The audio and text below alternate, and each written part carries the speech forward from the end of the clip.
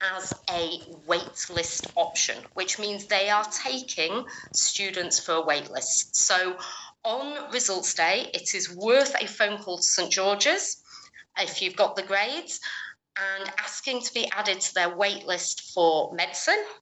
Hopefully then you might be lucky enough to secure an interview.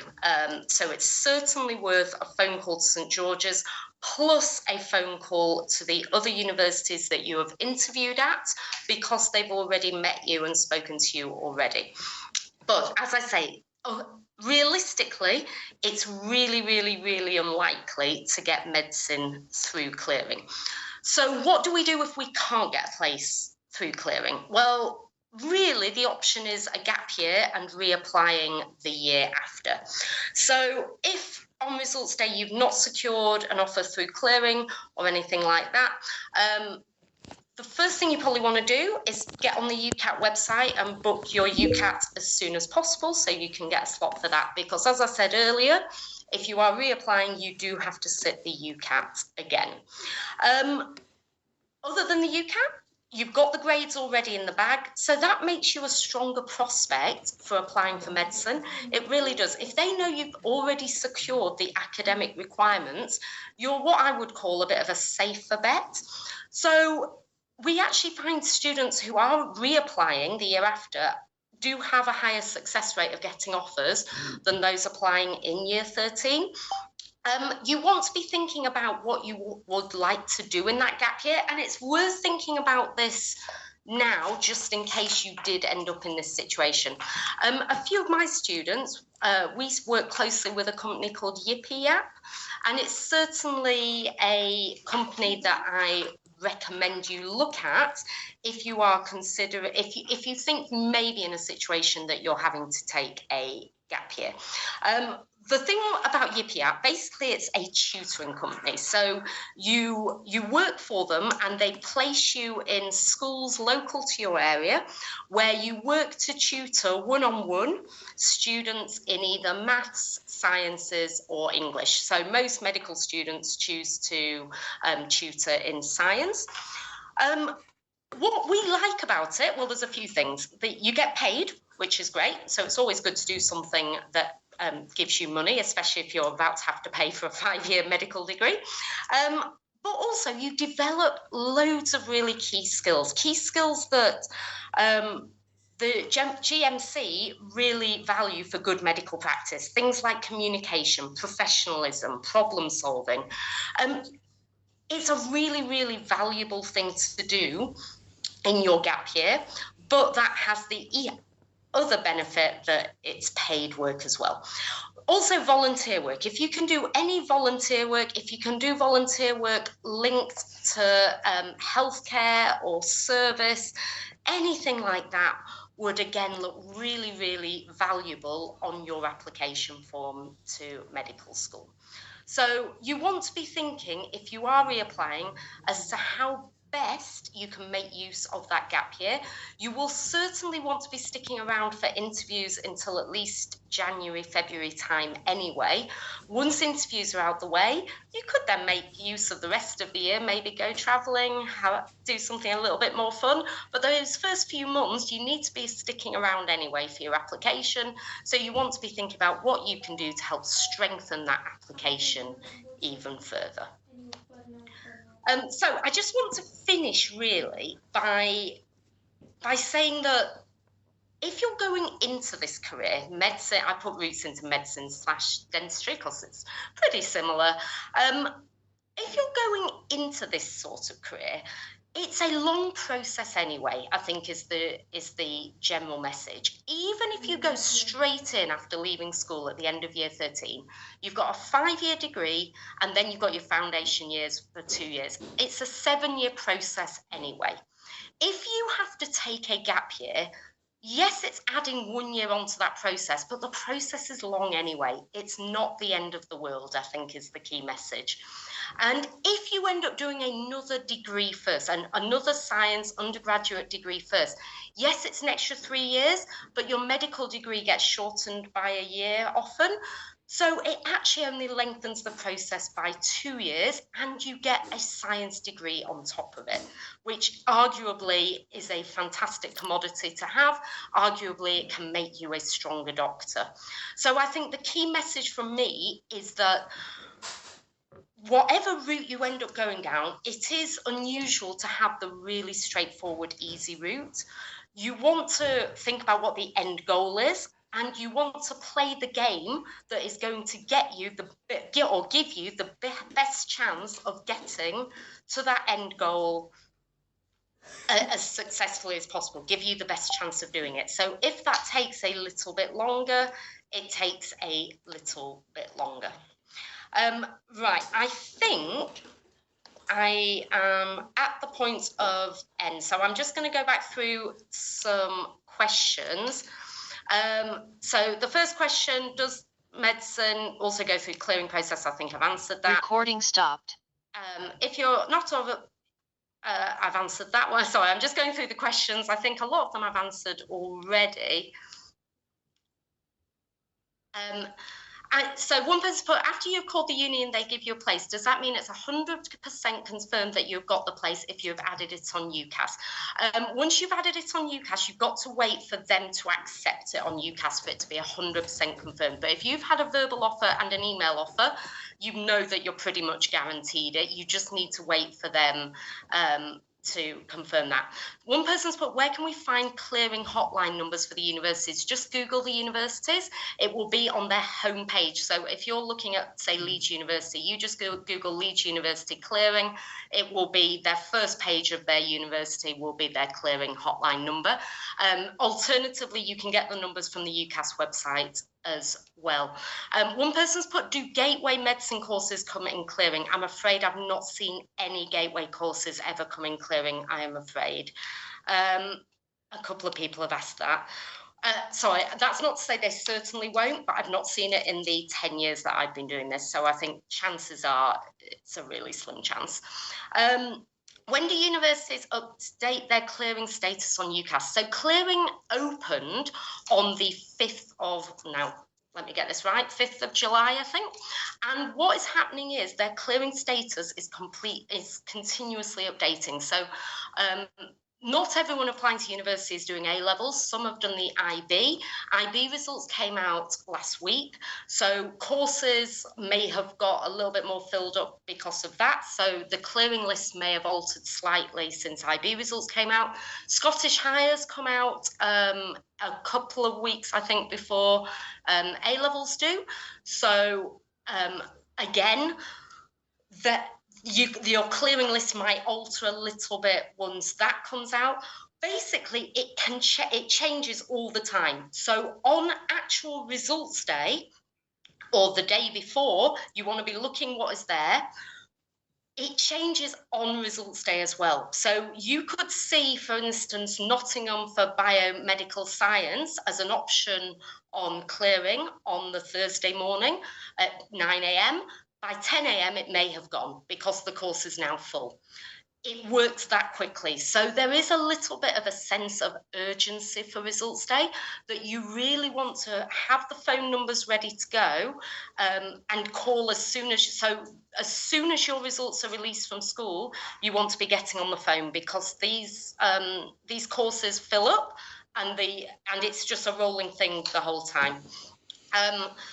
Do they look at UCAS scores during the medicine clearing process is another question, and they certainly will. So St George's, for instance, with their waitlist being listed as waitlist clearing, when you phone them, they will want your UCAS score.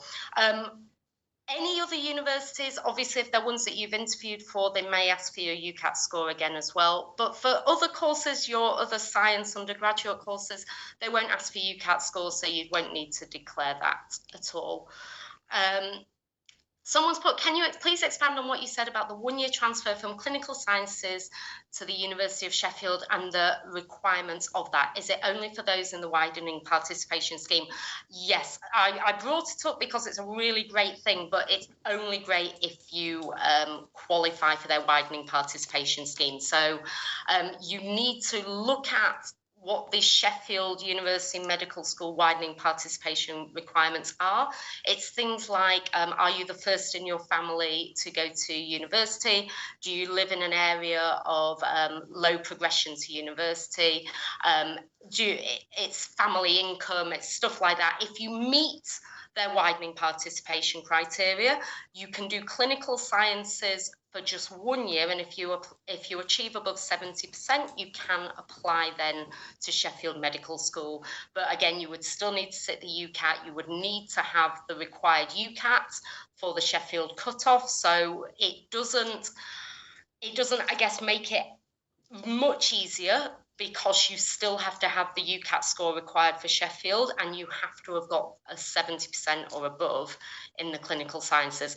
What is great about clinical sciences, even if you don't meet the widening participation criteria, is that as a course, it's a really, really, really good starting point as an undergraduate degree to then go into medicine afterwards. The course content really suits transition into medicine and dentistry, and that's why they have such high transfer rates onto medicine and dentistry courses afterwards. Someone's put, what options do we have if predicted score is AAB? Absolutely, loads of science courses have AAB requirements at top universities as well. So you can look at biology, chemistry, biomedical science, natural sciences, you can look at pharmacy, loads of options. So you just want to be going onto UCAS and search for what courses your predicted grades match against. Things like clinical sciences at Bradford, they actually only require 3 Bs. So the actual grade requirements are a lot lower, which again makes it a nice alternative, safe option. A lot of people use clinical sciences as that 5th choice because it's just a nice, safe bet for you. So one point, if one has AS predicted with BA, A star, chemistry, biology, maths, can you let me know what the chances of getting an interview? So if you have A star, A, B, the minimum requirements are 3 A's. So unfortunately, the B would suggest that you're not meeting the minimum requirements to apply for medicine. Even though I know another course, one of your other ones has an A star in it, having the B is a little bit of a problem. So I would be looking at alternative science courses at that point and hoping that you're then working really hard to try and secure the 3 A's so you can apply to medical school afterwards. Someone's put, what about psychology as an alternative undergraduate degree? Yeah, psychology is, again, it's a good science degree that you can do as an undergraduate, and then you could certainly apply for medicine afterwards. One person's put, we applied for dentistry and not successful, wanted to do medicine course through clearing.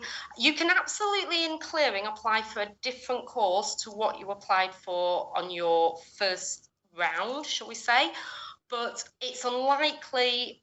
I mean, we know how unlikely it is to get medicine in clearing anyway. It's certainly very, very unlikely if you didn't apply for medicine first time round. So if you're changing course from dentistry to medicine, then realistically, you're going to have to take a gap year and reapply the following year.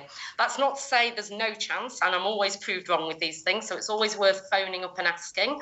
But I think if you didn't apply for medicine first time round, it's very unlikely that you get in anywhere in clearing afterwards. How do you find out which medical schools allow for transfer from an alternative undergraduate degree? So any medical school you can apply postgrad, or what we call graduate entry. Once you've got an undergraduate degree, you can apply graduate entry to any medical school. So you don't need to be at a particular medical school to do that. You can apply a particular university, to do that. You can apply to any medical school with an alternative undergraduate degree. One person's put, when you apply the first time and the entry requirements are AAA, but someone else got predicted A star AA, would they have more of a chance of getting a place than someone predicted AAA? If I'm perfectly honest, I haven't seen that make a massive difference. I think that the UCAT is the most important thing. So if the person with 3 A's has a higher UCAT score than the person with A star and 2 A's, the likelihood is the higher UCAT score will make more of a difference. So I think the main thing, the most important thing really, is getting the highest UCAT score that you can. That is the thing that really opens the door to getting you interviews and therefore to getting offers of places. Certainly. Entry requirements, once you've got the 3 A's, you kind of almost, I think, tick that box as long as you've got those minimum entry requirements. But the UCAT is what it really does come down for, looking at, for these medical schools, what the UCAT cut-off score for interviews are and trying to secure as high a score as you can. That's the thing that really helps. Right, I think I've done everything. Okay, thank you very much. Recording in progress. Thank you very much, Mrs. Denby. It was a very helpful, very practical, and very clear presentation. And I'm sure your, your wisdom and the information you gave will be helpful for everyone. For people, who have attended, we have recorded this session and we'll be sharing the slides to you over the next few days. And thank you, Mrs. Denby, again for flying the flag for Bradford and encouraging people to come and study. Come to our city. It's not that bad. No, it is not. Okay, so finally, I would like to again, once again, thank you, and you perfectly kept your time. I did indeed. You did, yes, yeah. And thank you very much and for sharing and coming over today, especially on a Friday evening. And no, I hope you enjoy the rest of your school holidays. Thank you very much. I will depart now. I hope the rest of the talk goes well. Thank you. Okay, thank you very much. Next, we are going to come back again to for year 13 people.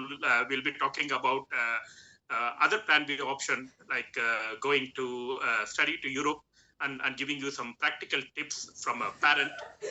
But before that, I'm again back to Abhishek Subramaniam.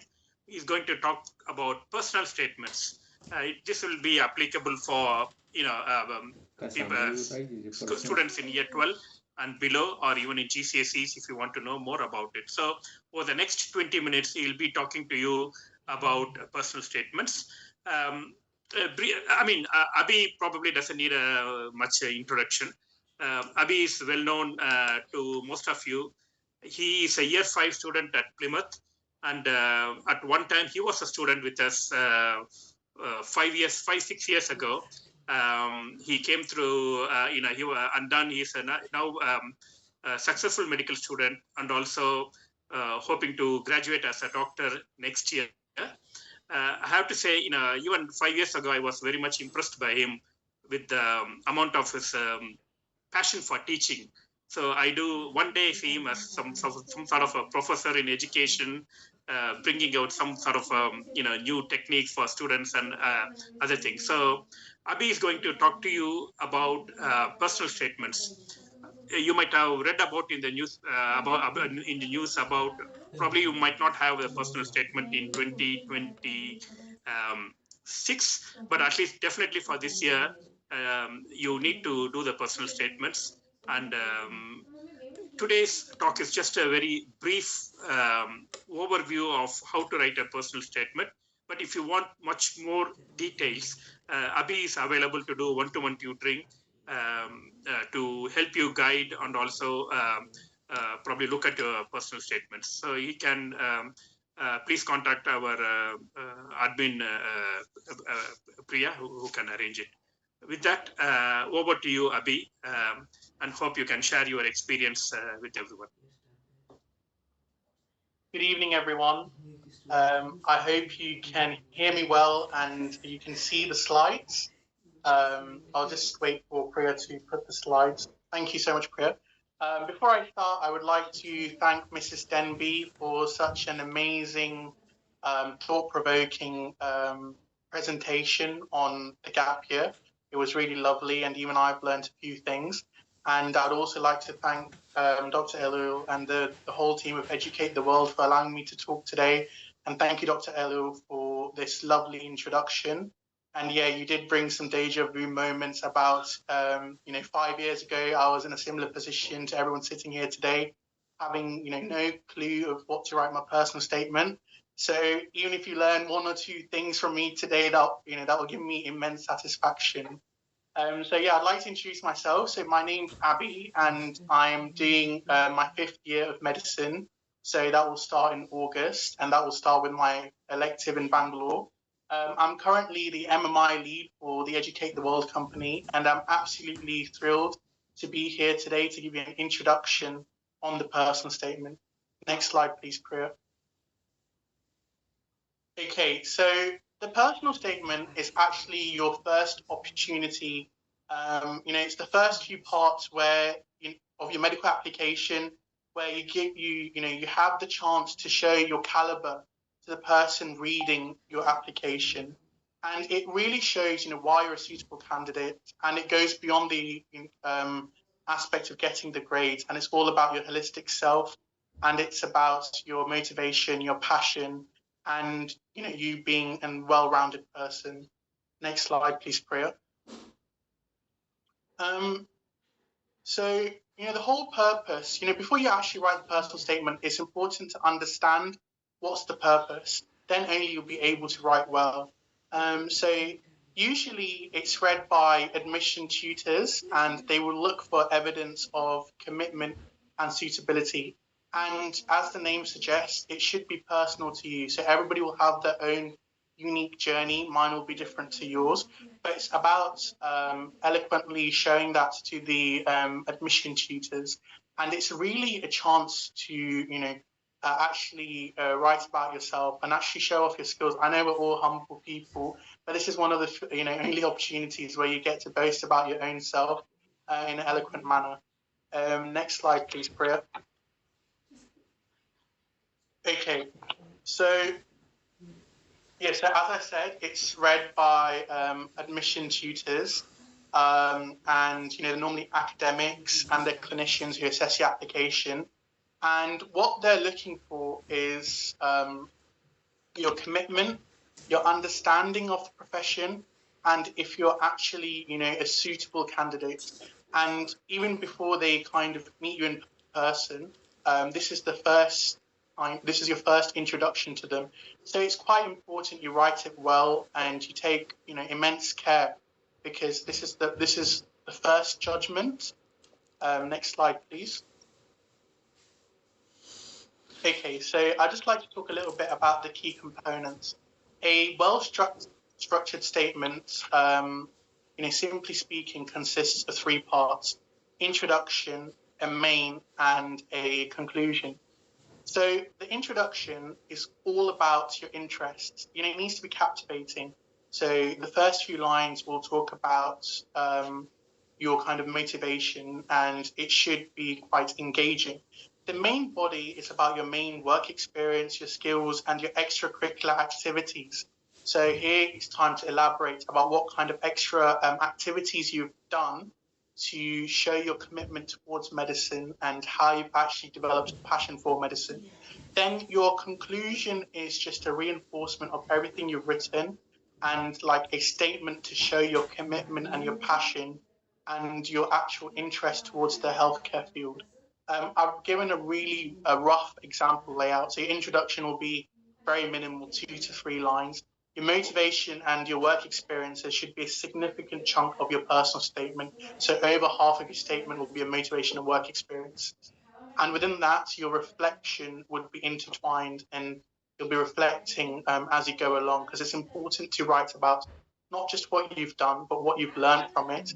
And then lastly, the last few lines will just be your conclusion, just reinforcing everything you said, and finally kind of talking about your passion and how invested you are to a career in the medical field. Next slide, please.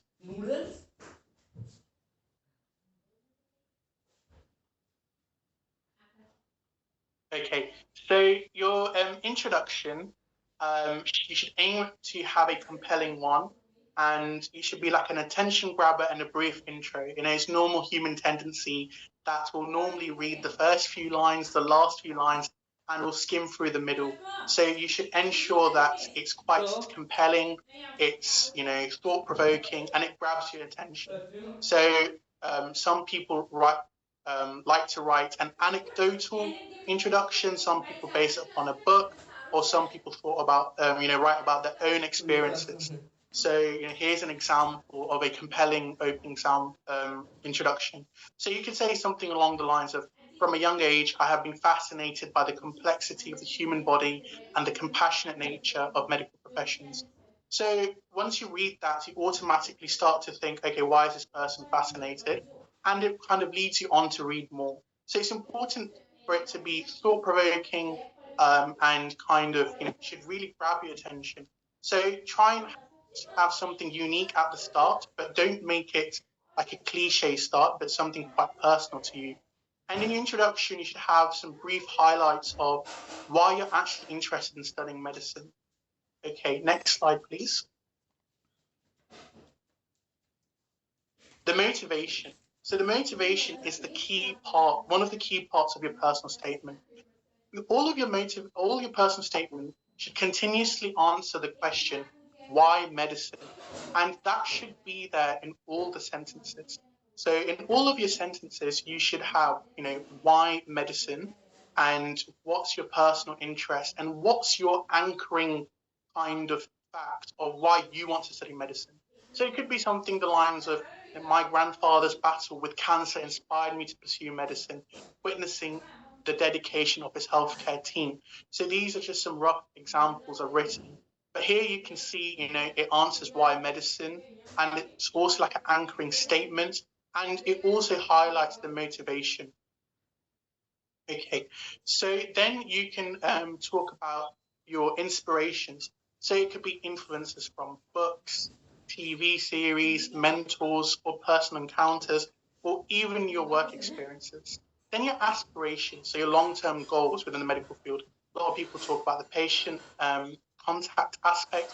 People talk about research, how medicine's forever changing, it's challenging, entails lifelong learning, and it's evolving with technology. And it's an exciting field. I can go on forever talking about what you can write, but here's just a few examples. But remember to be specific and link it to yourself. Don't just brush upon the reasoning. It has to be relevant to you and why it's applicable to you. Because remember, in the name, it says personal statement, so you have to make it as personal as possible. Okay, next slide, please. Okay, so now we get to talk about academic interests and projects.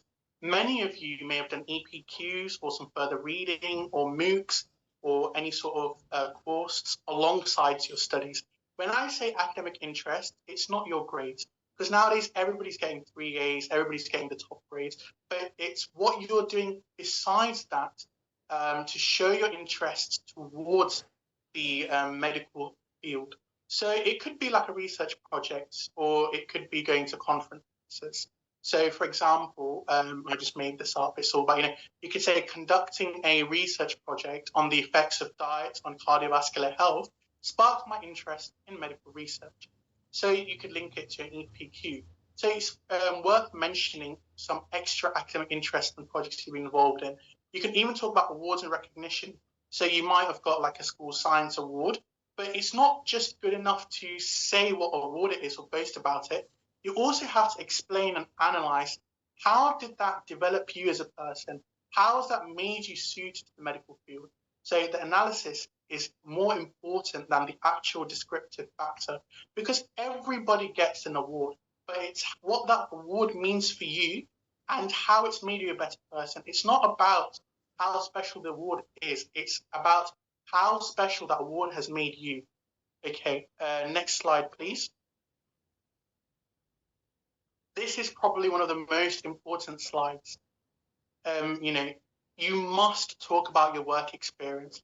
And whenever somebody reads your personal statement, the work experience paragraph should be obvious. It should be majority of your personal statement. And, people say, Abby, I've done my work experience here in the best hospital in England. It doesn't matter where you've done it. You may have done it even in a local care centre. It's what you've understood from it and what you've learned from it. And it's not about the quantity, as we all say, it's about the quality of the experience. So even one experience or a few days of experience is enough. And don't worry if you don't have any work experience. Any sort of shadowing or experience in a caring and a clinical environment is valid. So you can talk about, during my placement at this hospital, I observed surgeries and learned about patient care, or shadowing a doctor in a GP practice provided insight into doctor-patient relationship, or volunteering at a local care home developed my empathy and communication skills. So look, the emphasis on where you've done it is little, but what you've learned, there's more significant emphasis. So as I've written in the point below, you have to write about your detailed learning outcomes. What have you learned, and how has it influenced your decision on, studying medicine? Because this is the only opportunity you've had to simulate the medical field. So this is what the universities are looking for. Have they had any experiences? And are they truly wanting to study medicine? Because medicine is a 5-year course.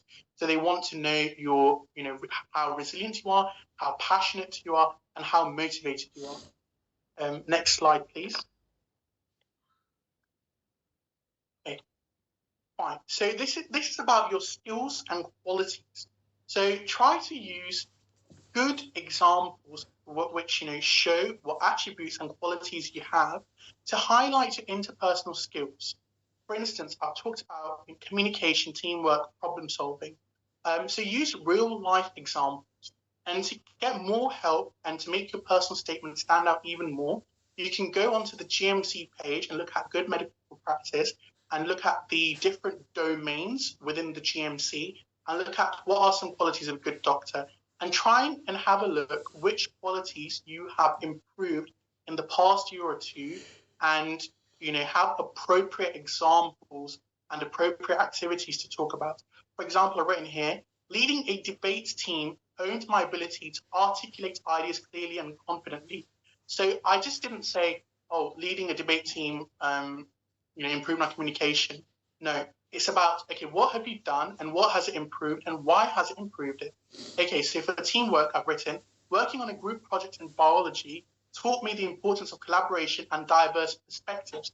That's really important. This is a sign towards empathy, and empathy is all about understanding other people's. So empathy is the ability to put yourself in another person's position, understand what they're going through in a non-judgmental manner. So this kind of, shows that you're going to be a good empathetic person.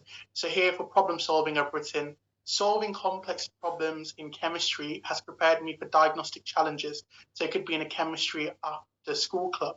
So make sure you use real life examples and demonstrate the skills through concrete experiences. So try to support the skills and qualities with the different activities you've done. Next slide, please.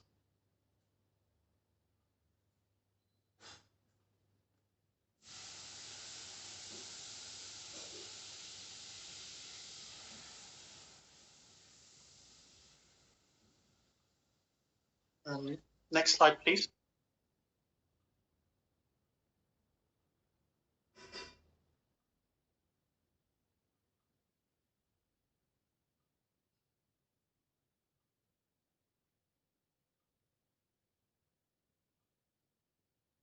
Can you still hear me?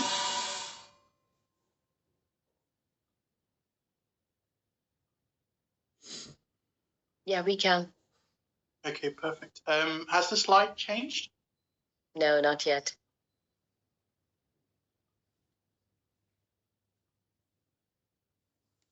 Sorry about this. Oh, it's on the next slide. Right. For me, the slide hasn't changed to the next slide.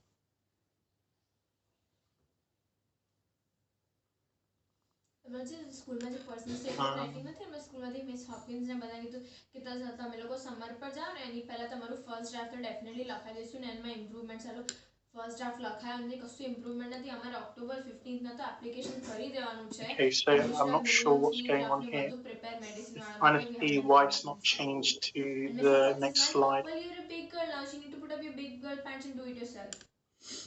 Like what?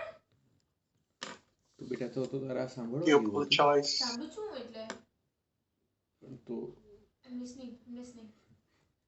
મારા તો કામનું છે જ નહીં છતાં હું એની સામે બેસીને લિસન કરું.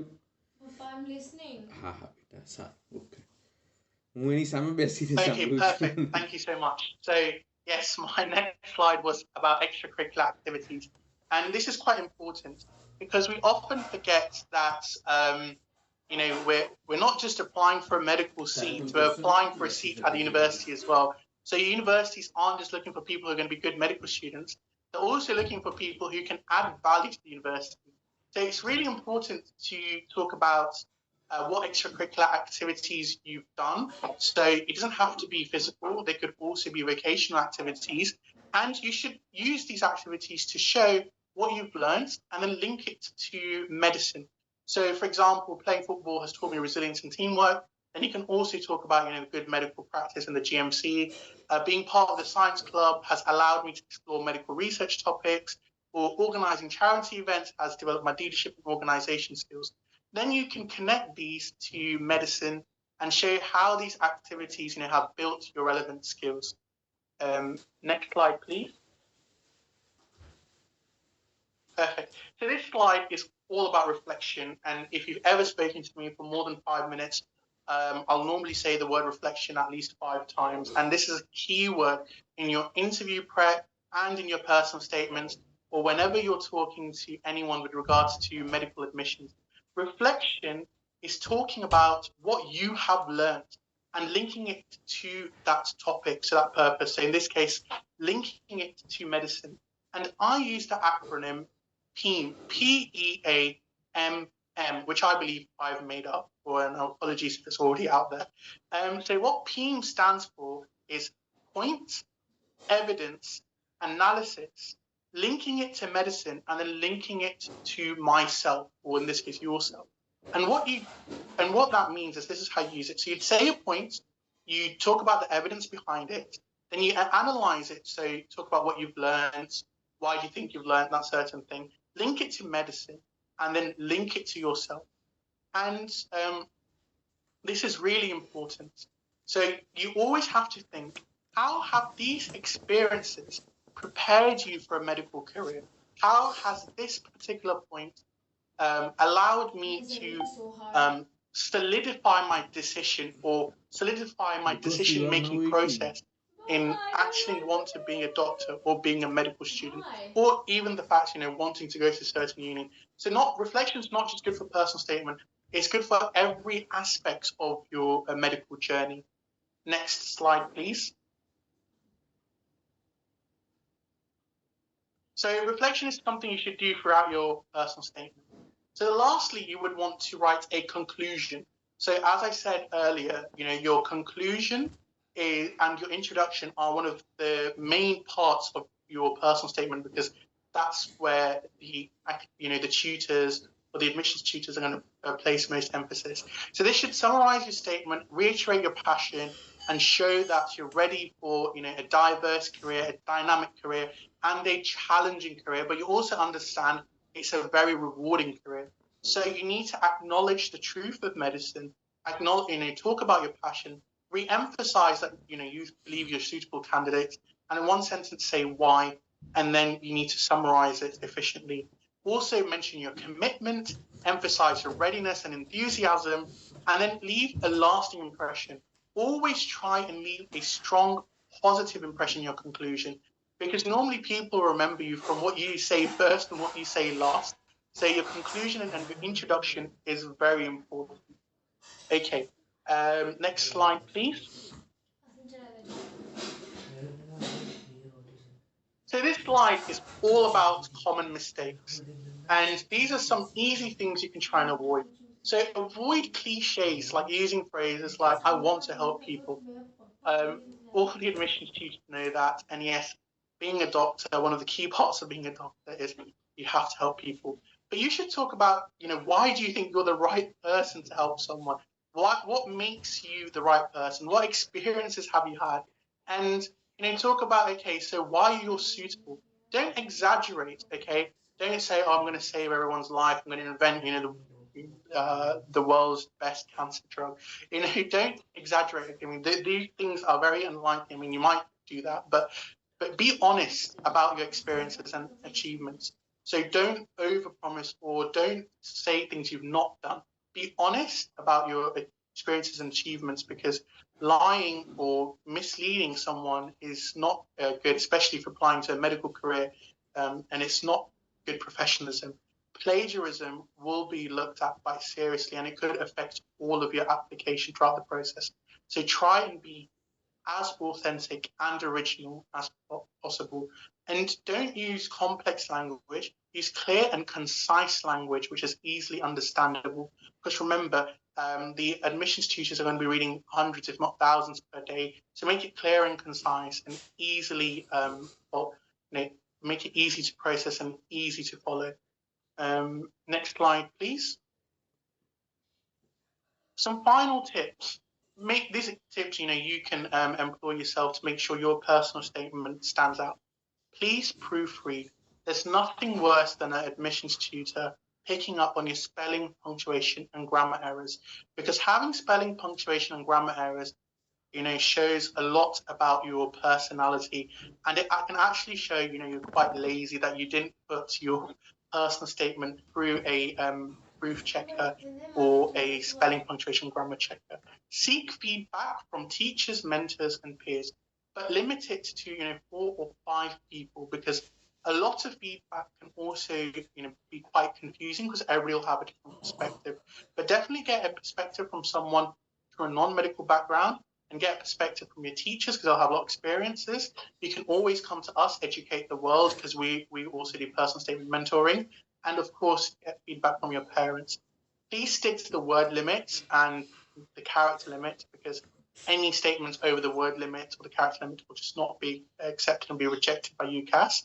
And after you're receiving feedback, please ensure that you refine the statement to better highlight any critical experiences. But at the end of the day, it's your own personal statement, so do what you feel is best for yourself. However, that feedback will help you, because sometimes another set of eyes can spot things or have a different kind of dimension of thought process, and it can enhance your statement even more. And don't worry if you're not able to write it well in the first time. Personally speaking, it took me 10 attempts, 10 drafts to get a good statement. And even when I was submitting it on the UCAS day, I was not happy. You'll never feel completely satisfied. That's just the reality of it. But make sure that you're quite happy with it, and that will come. And you're not going to achieve it all in one day. So I would say start writing a personal statement at least a month before the deadline.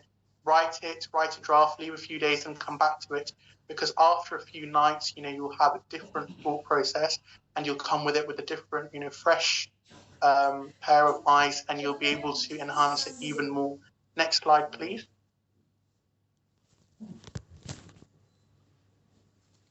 Okay, so thank you so much, and best wishes to everyone writing their personal statement.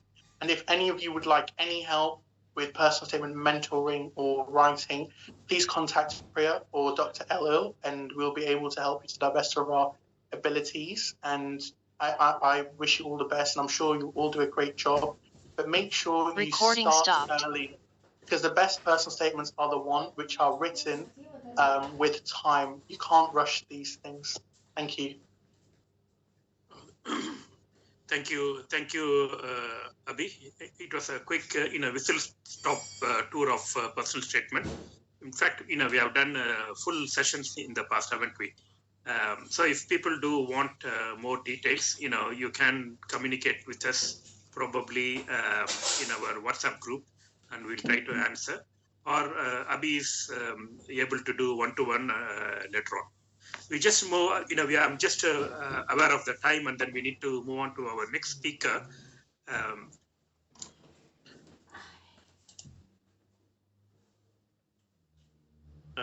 Dr. Shri, I hope you are on call.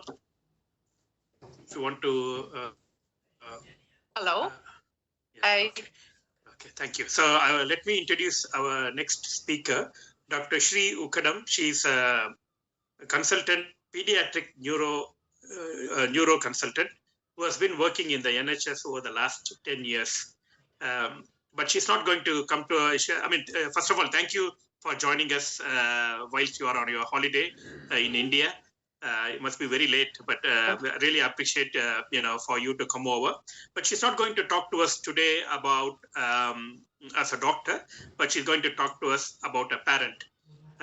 One of the objectives today is to look at Plan B options. She's going to. She has done her own research about studying in Europe, and briefly over the next 10 minutes, she's going to talk to us about it. Over to you, Dr. Shri. Hi, everyone. I know you're eagerly. Thank you, Dr. Anand, for the introduction. Yes, I am Shri, Dr. Ukadam, pediatric consultant in the NHS for the last 10 years. Sorry, I'm a bit overdressed because I'm having my own medical college reunion in India. So I've just come from, karaoke and dancing and all.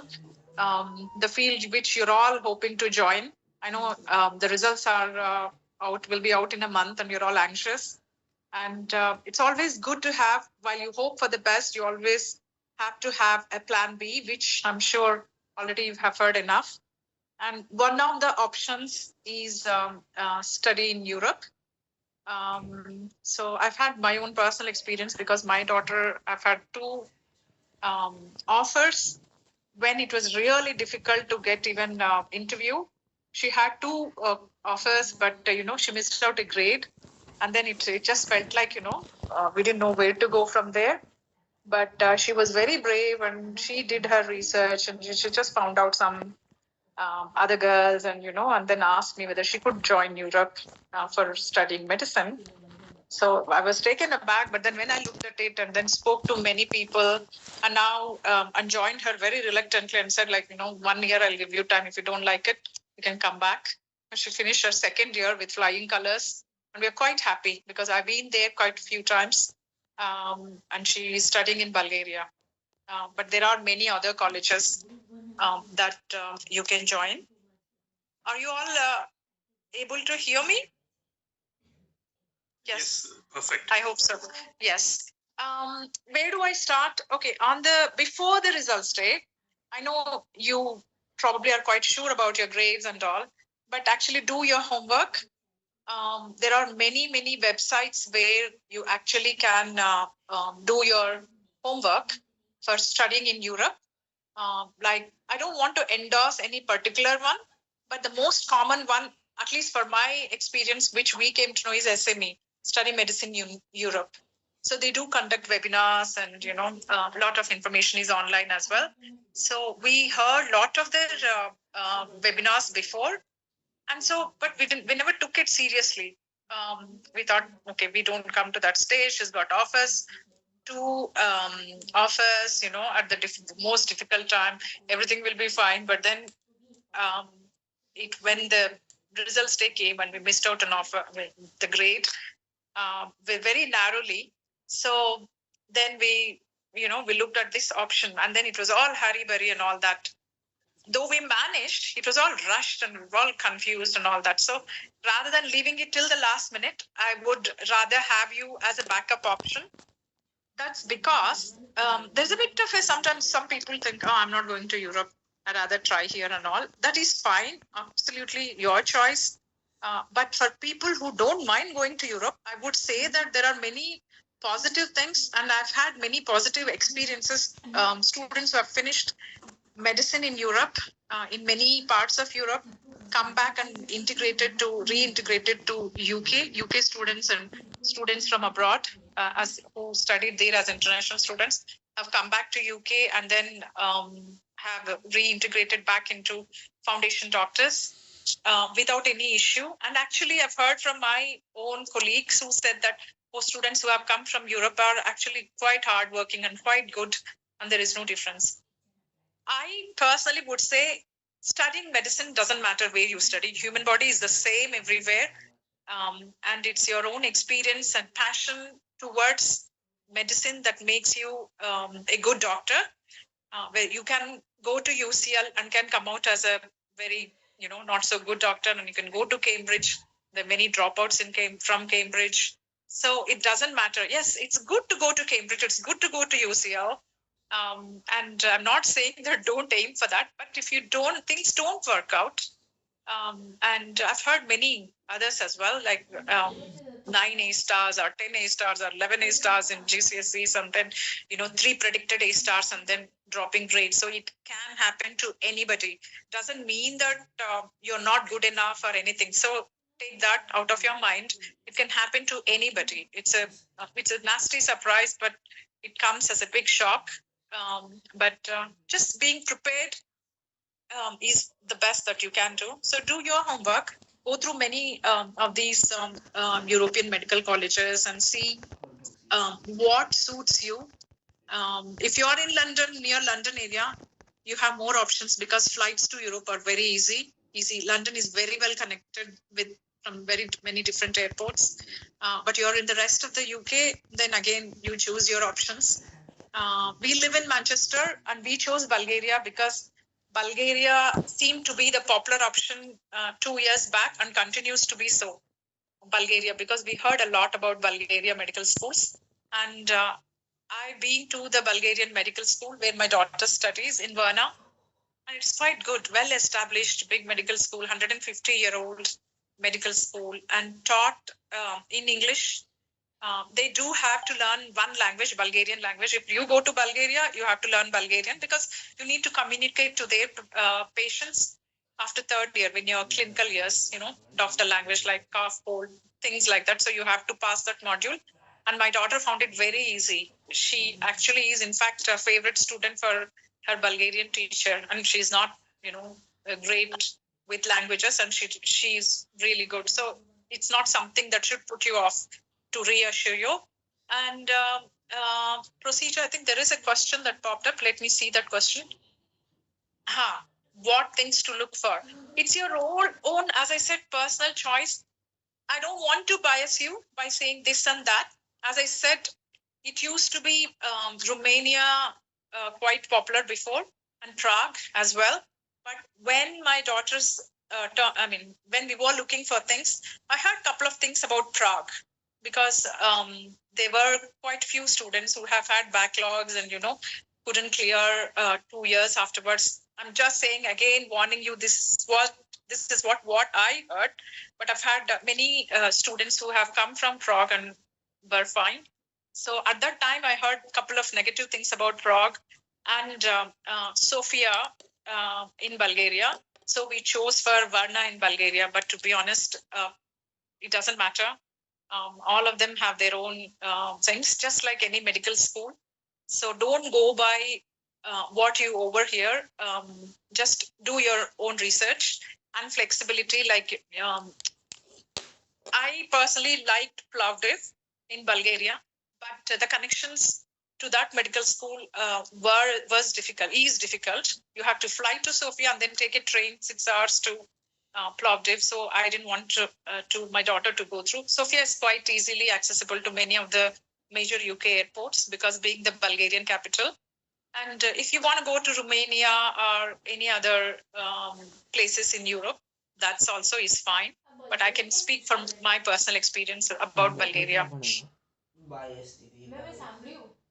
When applying to the NHS with a European medical degree, did she have to take a gap year? Not at all. She didn't. That's exactly why we didn't want to. One more thing, let me make clear. If you get the grade and if you don't have offers, then you are in a better position. Okay, then you can take a gap year. But if you have offers or no offers, but you miss the grade, that is a very tricky situation to be in because the resets many, then you are narrowing down. Even if you take a gap year and reset, you're narrowing down the universities you will be applying for the next year because not many major UK universities accept resets. So that's one major disadvantage if you miss a grade. If you get the grades, but you don't have offers, I would say just take a gap year, just take your time and reapply, prepare well, improvise in every aspect because you got the grades and sometimes you have high chances of success So that is a good position to be in. But if we miss the grade, I would say then you can look out for the clearing or other options. And I think Europe is a good option. Do the students need to sit any entrance test for Europe? Of course, yes. But luckily, they used to be, you have to go to that country and write. But now, due to COVID, they do it online. And in a very well monitored situation. From home, you can do the entrance test. So that's one big advantage. And there is some material which you have to go through, and it's not easy. It's not difficult because European medical schools consider UK grade B and C as high grades. If you are not aware, let me tell you, UK curriculum is very, very strong and very rich. So you're learning a lot what the rest of the world will learn in their university years. So you are really good. Even if you get a grade B or C, you are probably above some of the students, above many of the students from many of the countries in the world.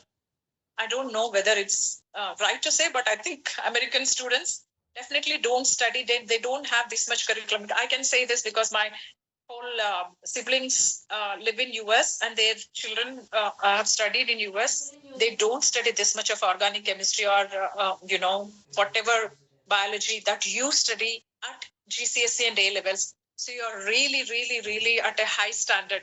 So European medical schools consider grade B and even C as good grade for their medical schools. So that's a very good advantage. And the entrances for you will be not difficult compared to your UK syllabus.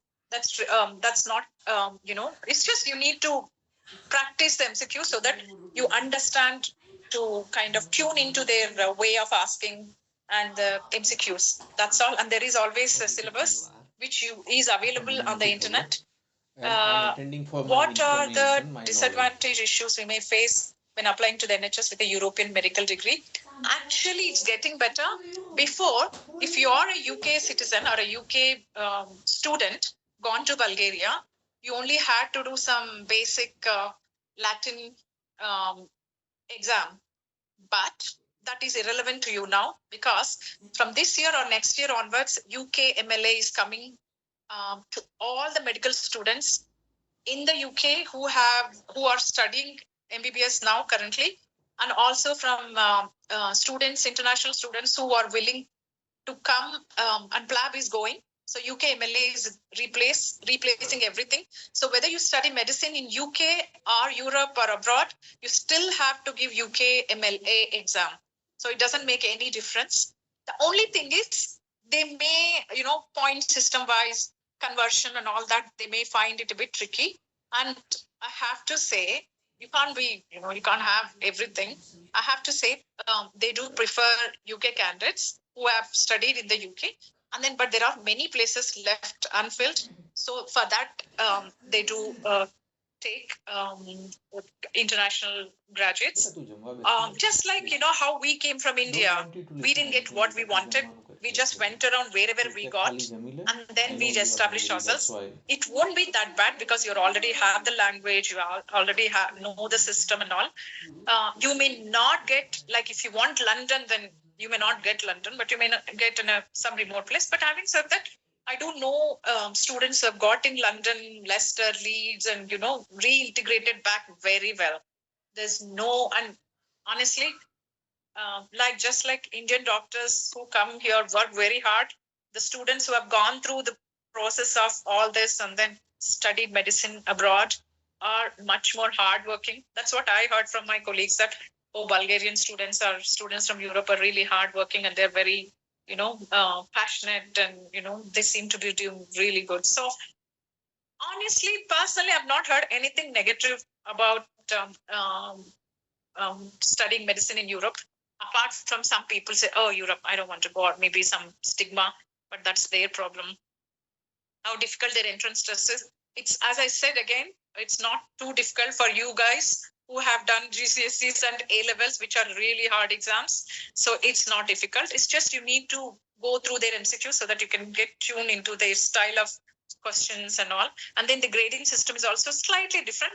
It doesn't matter whether you know the grade, how they grade or not. Just their grading system is different. They grade from like 1 to 6, something like that. Like 4 above, 3 above is good. 4 is really good. If you score 4 out of 6, how do they score is, it depends on, it's completely different to their system. That's all. Cost per year is exactly similar as UK, and cost of living, you don't get, you can't apply for student loan, obviously, because you're an international student. It used to be visa wise. I touched that point as well. Visa wise, you have to apply for student visa. Having said that, when we applied, we didn't know anything. It was all rushed. But as a European student, like, as a European citizen, my daughter is British citizen, so she could stay in that country for 90 days without any visa, requiring a visa. Within that 3 months, you could get a student visa. And this is because of Brexit. Before, they didn't have to get a student visa. And since Brexit has happened, they have to get a student visa application, and it is quite straightforward. They actually are very welcoming. They are very thankful that, students are coming, and, they're coming to their country and valuing their education system. Even in the immigration and all, they're very thankful, and they are very smiling and welcoming. And I appreciate that. And they're very nice, nice people. Next question. When is their entrance test? Their entrance test starts from April, and they go on at regular intervals. The last one being just after the results day. So you need to be switched on. If you're not sure, and if you could give their entrance test, it's not a waste of effort or anything. Even if you don't need it, at least you are ahead of the game, just in case you need it. The entrance doesn't cost too much, so it's worth giving it a try if you're not sure about your grades. When does the applications open? As I said, it starts from April, and then some universities close before your results come, but many universities are still open for the applications for after the results day. Have you done this through any agency or directly through the university? I know there are many students who have done through the university directly. Just go to Bulgarian thing. After your homework, if you decide and narrow down on a university, then you can talk to them directly and all. The only thing is, because the language is different, you need a legal process of attestation and all. You need translation and all. In that way, the agencies help. But if you know somebody who have already gone through procedure and they can guide you, it's actually not very difficult. But if you become like we were in a desperate situation, so we just paid the agency and then we came through. And there is no single agency that is good, and there isn't anything that is bad. They're all same. All you need is for the attestation and, just a signposting. That way you lose a bit of money there, but you have to pay them. Yes, but you can do it by yourself. If you do your homework beforehand, and if you're not rushing, you can easily do it without paying any extra money for them. But I would say it's a bit tricky finding out and all, and it can feel like a bit like India, because attestation takes time, and all that. It's a bit confusing. You're already stressed, and it's not worth it, is my opinion, personal opinion. I don't want to endorse any particular one. As I said, SME, anything that you go on the website is easy. There's one person in Kent area who has recruited a lot of London people. And I have last year also, I gave this talk. At least 3 students have joined medicine in Bulgaria, and they are really happy and they're very thankful. That's why I wanted, though I'm on holiday right now, I thought, if it helps somebody again, I thought I'll be, it's worth it. So I came, even though I'm on holiday, at my medical skill review. Have I answered all the questions? Yes, you have. You have, Dr. One final thing. They were asking about the cost. Maybe we'll finish off with that question. How much does it normally cost? It's per term. It's around £6,000 per 6 to 6,500 pounds per term. And there are like 3 terms, just like UK, more or less same. And accommodation costs are not as expensive as London or anything. It comes around, if you want really good and really nice flat, then you can get them for around 800 pounds to 900 pounds, and you can share it with your flatmate. Or basic ones, you can get it even cheaper. Okay, thank you very much, Dr. Shri. I'm really surprised. You're still alert at 12 midnight, especially after partying with all your friends. I have a camper to go to. My college mates are waiting. Okay, go and enjoy, and I really appreciate and thanks for volunteering your time to come and your altruistic. Not at all, my pleasure. Thing to help. Thank you very much. And then I'm sure people, if they have any more details, any more details after August 15th, I'm sure you'll be happy to guide them or maybe WhatsApp them if they're absolutely. I'm more than happy to help. Okay, more than happy to help. All the best. Don't think negative. All the best. But when it doesn't go the way you want it, it's not doom and gloom. It's not the end of the world. It feels like that, but please trust me. We've been there, and I'm very happy. My daughter is enjoying her holiday in US, having passed all the exams with really anatomy, biochem, physio, and we are very proud of her. She's really scored very well, and she's a favorite student of all the lecturers over there. So I'm very happy. I'm a medic, so I know the quality of education she's getting. I'm not just saying it as a parent and she's sorted all that. I've really seen the quality of education, and it's really good. I can assure you on that. Okay, thank you very much, Dr. Shri, and you enjoy that. Go enjoy your campfire. Okay. Thank you. Okay, bye. Good luck, everyone. Thank you. We'll just move on to our final speaker. We have speakers joining us from all across the globe. Next, we have, I don't know how many people have been to Caribbean for a holiday. Next, we have Mrs. Anita Butt is an entrepreneur. She's originally from Bangalore, and but she settled in New York, and currently she's coordinating the medical university in Barbados in the Caribbean. So she's going to give you a brief 10-minute talk about opportunity to how to study in US, in Caribbean and US, and she's joined by her team as well. Over to you, Anita. Hello, good evening, everybody. I have Shane, our admission officer, to introduce me. He has a short video clip for you all to see, and I look forward to talking to you a little later. Hi, good afternoon, everyone. My name is Shane. I'm an admissions officer here at the American University of Barbados. Thank you, Dr. Anand, for the invitation as well. I'm going to play a short, informative video to introduce the facilities of American University of Barbados. So bear with me for a brief moment while I share my screen. They considered British Crown dependencies. Okay. Barbados. Caribbean islands. USA No. I mean USA actually island Welcome to the American University of Barbados School of Medicine, located in Barbados, a flourishing Caribbean nation known for its natural beauty, friendly locals, and pleasant climate. The American University of Barbados has been accredited with the Barbados Accreditation Council and has been accredited by CAMP HP, the accreditation authority whose standards are recognized by the U.S. Department of Education as comparable to those of LCME.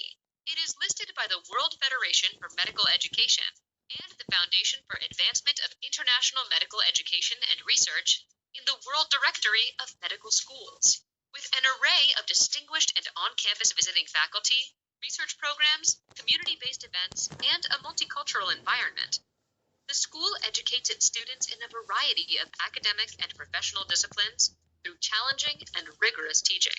We offer 2 comprehensive MD programs, a 5.5-year program for high school finishers and a 4-year program for college graduates.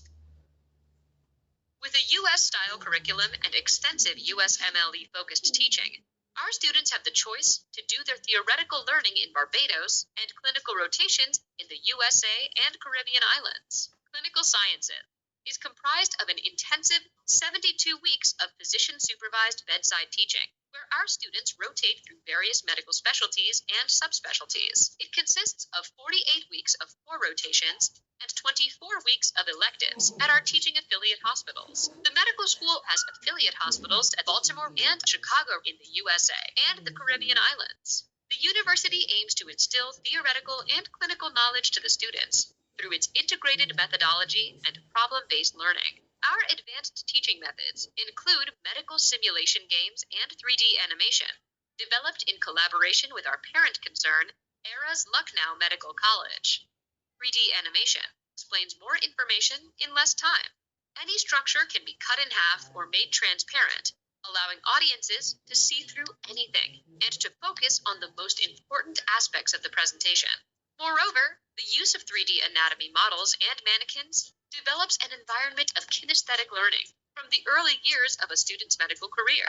Medico Skills is AUB's computer-based evaluation system, which reinforces our focus on competency-based medical education. It helps students assess and improve their clinical skills in their own time.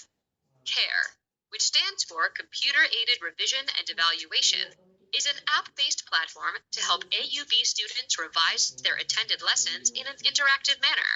This helps to shift the learning information to the long-term memory of the students.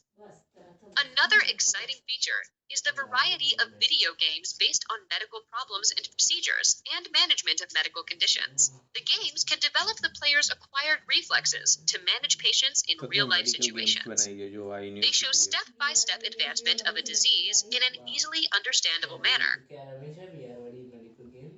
Hospital में inside to medicine का. Awesome. I hope everyone enjoyed the video, and definitely if you like to view the video once again, it will be available on our website. Now, I would like to take the time to reintroduce Ms. Anita Bott, the CEO for American University of Barbados, and she will be able to provide you more in-depth information and answer any additional questions. Hello, everyone. Is a video. Yes. See it? Hello, everyone. Good evening to you all. I'm talking from Barbados, a beautiful island of Caribbean, and it is time is now 2:41 p.m. I want to talk to you about a second what you call alternative for your medical school for UK graduates. I know you are all looking for Europe. Let me tell you one thing. I lived in London. I know UK system, and I'm living in US at present, and I know the US system. But I must tell you, the technology what they use in US is far, far advanced, and compared to Europe, I'm not comparing with UK, compared to Europe, and also in Europe, you have language problem. It is a very, what you call, medical education itself is very difficult, very complex. And especially when you have a language barrier, it becomes even more. Whereas we have here English as our medium of education. And we basically teach American curriculum. And also last 2 years, we take you into ACGME hospital where all US students are trained, US medical graduates are trained. So you will be again trained with the US students in United States, and you will be taking part in all the new technology. I tell you that, yes, we might be slightly higher fees, but if you pass our exams and if you get MD, which is equivalent to MBBS, you will be able to take board exam for many countries, and especially coming from US, the acceptance are more in all other countries, including Europe, Middle East, Far East, Africa, or any other countries. So consider us, consider us, and if you have any questions, you can always call me. My number is with Dr. Anand. Apart from that, I don't want to take too much of your time because I have a very important person here with me, Gurjeet Singh, who is our graduate. We are so proud of him. And he has passed a lab exam, and he will be answering your questions. Also, he will tell you some of his experience in AUB. Gurjeet, here you are. Floor is for you. Hi. Bye-bye. How are you? Hi. So my name is Gurjeet Singh. I'm a current graduate of American University of Barbados School of Medicine, and I'm actually currently applying for my foundation program, and in the UK, and my provisional registration. With a license to practice, and I recently, I did pass my PLAB 1, and I just passed my PLAB 2, and so I live in the United States, and I'm applying as an international medical graduate in the UK,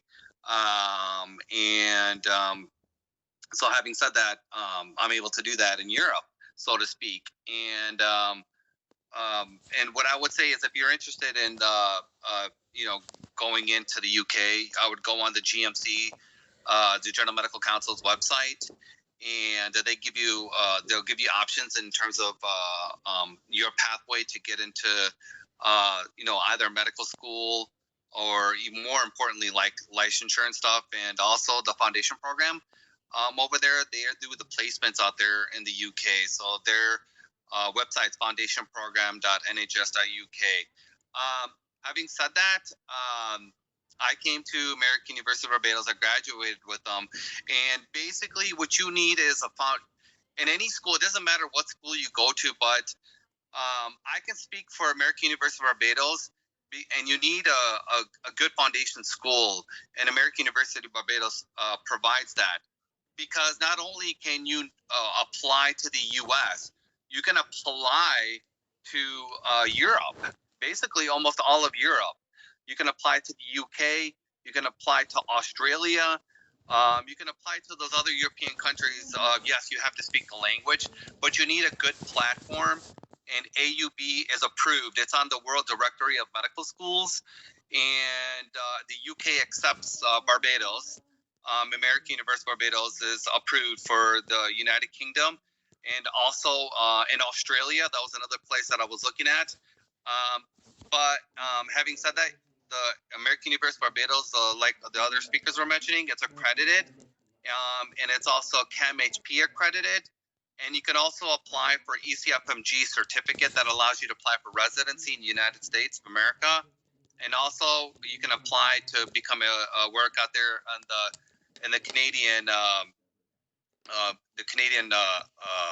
Canadian medical facility as well.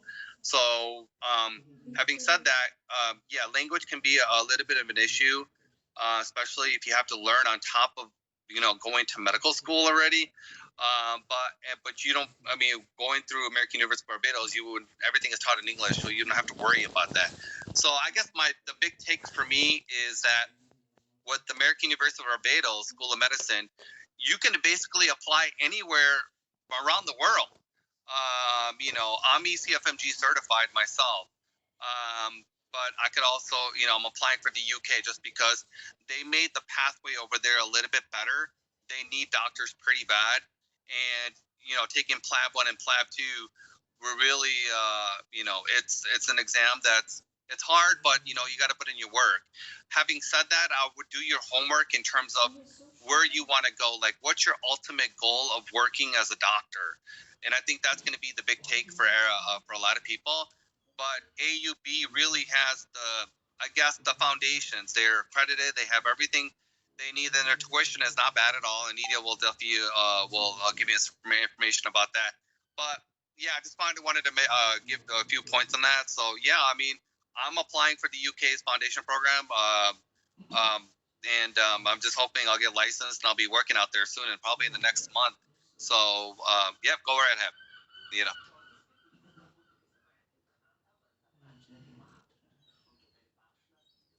Okay. Dr. Anand, let me answer some of the questions if they have any. Otherwise, I want to also, we have 3 admissions. They can apply in September, January, or May. So it is a rolling admission for us.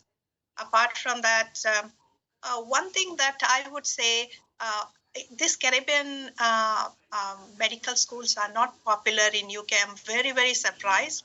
The reason is probably Europe is closer to London. That's why maybe most of them are going there. But I tell you, if I knew that the Caribbean islands when I was in London, I would have definitely sent my daughter to here.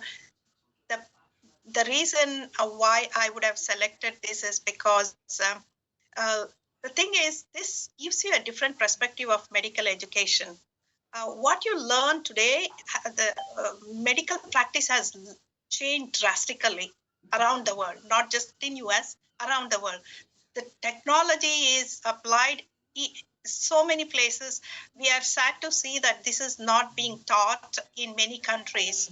So what we do here is we take that into consideration. Technology, what you have to be learning in the future, how AI is playing in the future in your medical practice. All these things we consider that, and we put that in practice. So I think the price that you're paying may be slightly higher, but it is worth studying in US curriculum, which gives you a better perspective of the future medical practices. So said that, thank you all for giving us the opportunity. And we have a lot of scholarships, so you can talk to Dr. Anand about it. And you can call me directly on WhatsApp any time of the day. We will be answering you. And anything else, Dr. Anand, that you have more time, or should we close? Yeah, we'll close. Thank you very much. We are running a bit over time. Thank you, everybody. Bye-bye. Thank you. Thanks for joining us, Anita, Shane, and Gurjeet, especially from across the Atlantic. Thank you very much. Thank you. Now I will pass on to Priya to just thank everyone before we finish. Thank you, Dr. Anand. Hi, everyone. My name is Priya. I'm the Operations Manager for Educate the World. I'm sure that all of you know me and my face from several events that we have run. I want to take the time to thank our speakers who have graciously taken the time out of their schedules whilst being in different